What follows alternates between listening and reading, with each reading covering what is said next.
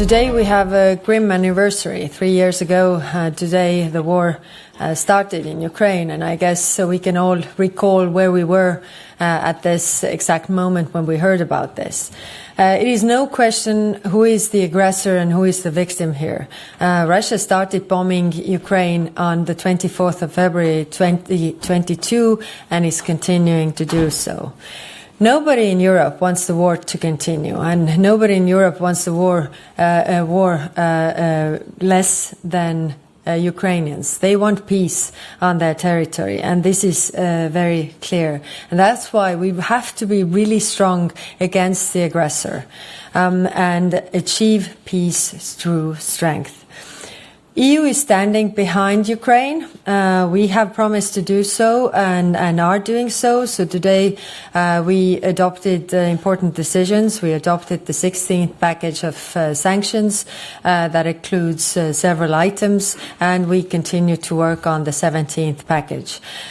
We also discussed, and ministers broadly supported, the new initiative for military aid for Ukraine.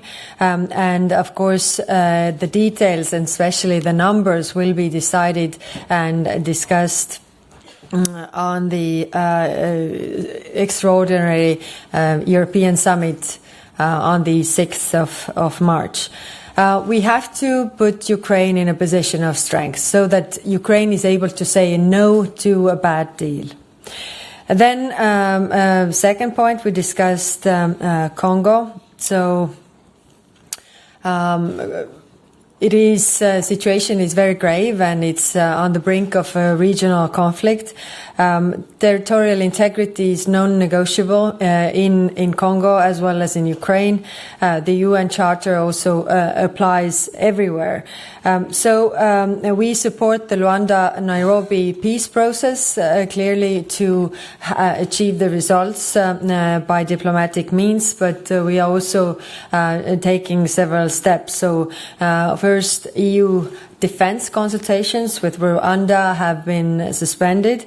There's also a political decision to implement sanctions dependent on the situation on the ground.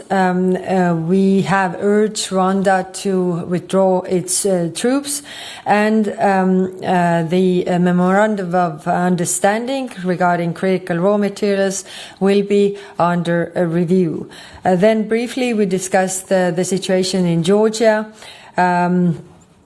the adoption of repressive legislation and excessive use of force against protesters is alarming deterioration in the region.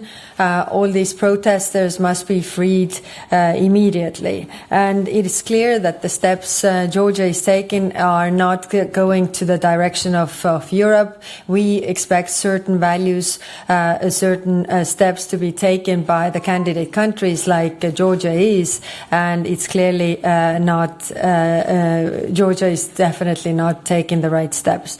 Then finally on Middle East, we discussed Syria, also Israel-Gaza situation, but also Lebanon. On Syria, there is hope to build an inclusive country, and we are closely working together with the regional actors to achieve this. And this is why we also agreed to